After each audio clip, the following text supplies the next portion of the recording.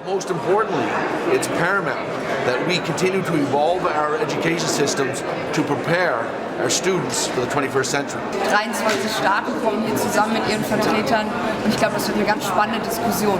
Also ich finde, wir müssen jetzt überlegen, was sind die Schwächen, was sind die Stärken, wie richten wir uns ein.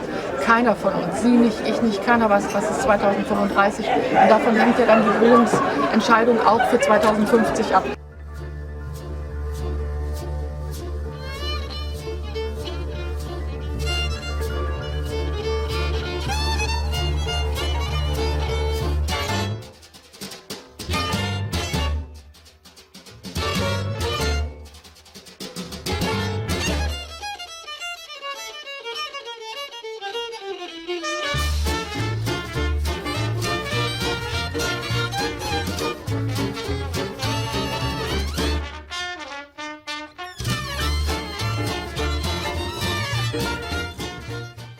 Sweden has a great education system. In Germany we know that. We look up to the education system in Sweden, in Finland, in Norway, because in the PISA studies you're always so great. So what do you think is actually the reason why your school system is so well known throughout the world and so well acknowledged? I would be very happy if what you said were true. But, oh yeah?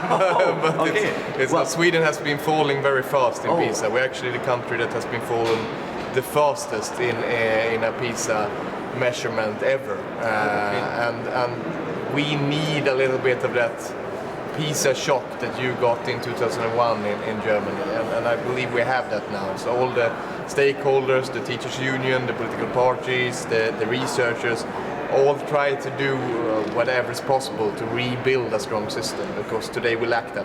We're very good higher education. Yeah. We're a small country with several universities on the top 200 in the world, but the primary and secondary education we need to work on. That's really interesting and a great transition for the next question. Gary wrote me from Sweden, and he said, a student, he said, okay, Sweden is really great in languages, teaching languages, teaching music. We have a lot of music schools, but sciences, for example, like mathematics and physics, are not as well known or not as well supported as they should be. So how, are you agree with that? Or? Yeah, I agree with that. And we're doing two things. Both we're working with the basic knowledge on the early age. There's been a notion in Sweden that if a kid doesn't get the reading or the arithmetic, it will come. But without the right support structures, it won't come. We need to work with it there and then. And we are placing a reading, writing, arithmetic guarantee for the first 3 years of primary school. And we also, specifically on the later, working with science and mathematics, we're making more hours of mathematics in the weekdays. We are working to attract more maths teachers and to work with the quality of our teachers, where the most excellent teacher can spread their knowledge amongst other teachers.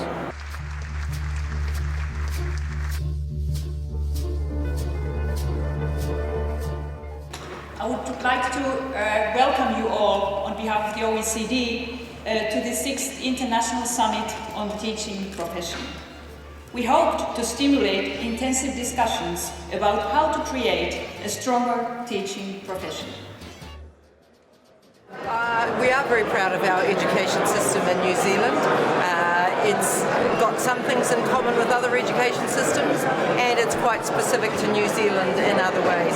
Our students, our top students, do as well as all top students in the world, but we have a challenge about ensuring that every child gets the best education possible. School in 2050. I bet you have 2 children, 3 stepchildren, and so you want to achieve a school system that your children, I don't know how old they are, but want to live in. And how do you think school's supposed to be in year 2050? So I want the very best for all New Zealand children and young people. I think that more and more it's going to be about digital literacy. It's going to be about competencies like communication, relationship management, exploring the world, being really very good citizens of our country, but also being able to walk tall in a global arena. And that means not only understanding knowledge, but how to create new knowledge. That means being able to work on their own, but also in teams. That means having a set of values and ethics that are part of our culture as New Zealanders. And it means being confident in different cultural realities and amongst diverse people. And that's the kind of education system we're going to, what we need now, let alone in 2050.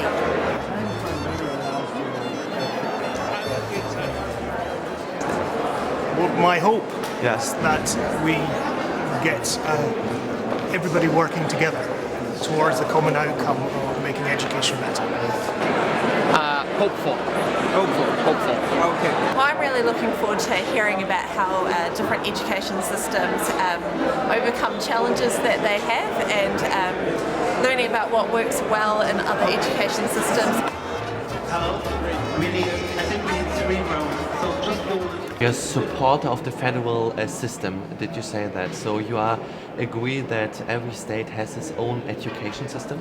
Yeah, but it's important that we have a common expectation that every state has to ensure that their students graduate from high school ready to succeed in college and careers, and that every state has a responsibility to ensure that all of their students have access to opportunity. And so the federal role is really about ensuring that states support their districts and schools in a way that ensures equity and excellence. Excellent, yeah. Well, I noticed that, if I can tell a little story, I used to live in Canada and in Chicago as well. And so I noticed this kind of feeling and difference between all the education system in the states, in Illinois, in all the different states you have.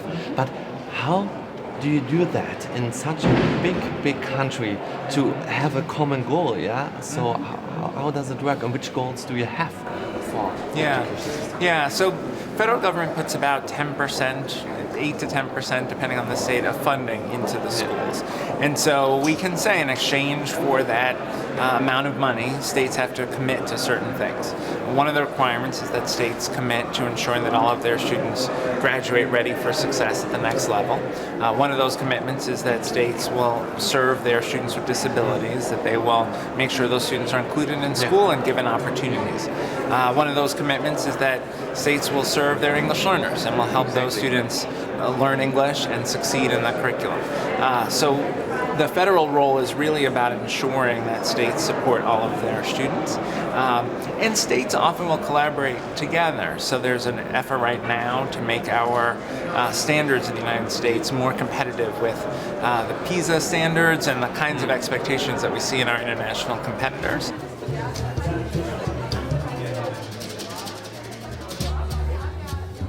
Aber ich denke, an allen Ländern oder in allen Ländern wird es die Herausforderung des gesellschaftlichen Wandels in der Technologie, in der Wirtschaft, in der Individualität der Entscheidung von Bildungsprozessen geben. Und das wird natürlich sich auf Schule und auf Bildungsprozesse auswirken. Ich gehe davon aus, dass Schule immer nur ein Teil des Bildungsprozesses ist.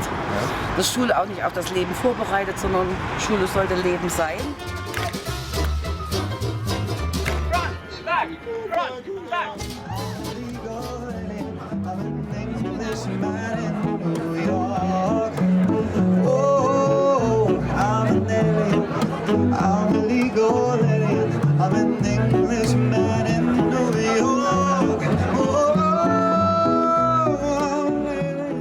Stimmen Sie dazu oder sagen Sie, das ist Quatsch? Der Klassenverband, das ist wichtig, um eine Gemeinschaft zu stärken.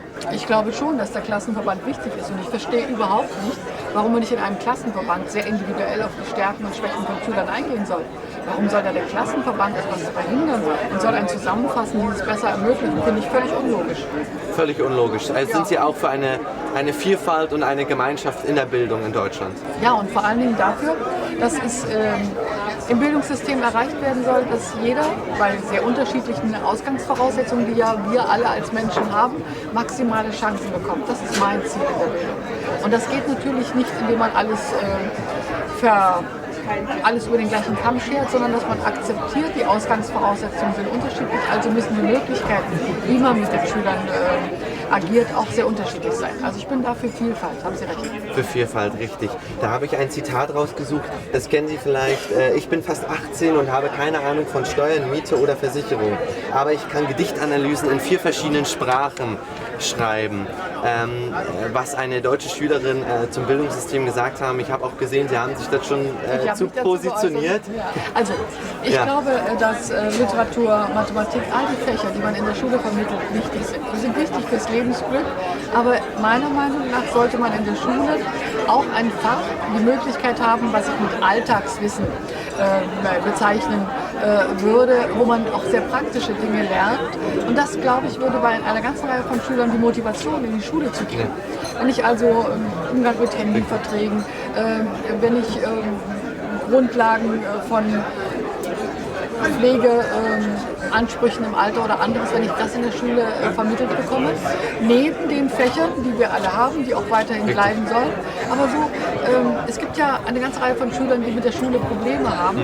Und wenn man merkt, es hat etwas mit dem Leben zu tun, mit der Wirklichkeit, was ich brauche, so ein Bezug, das würde motivieren, würde dann auch motivieren in den anderen Fächern.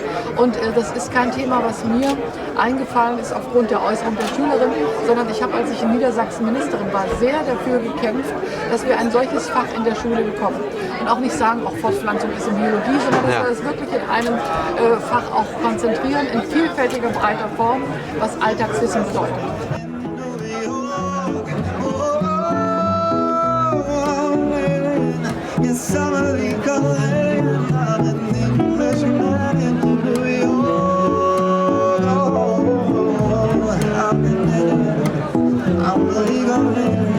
I'm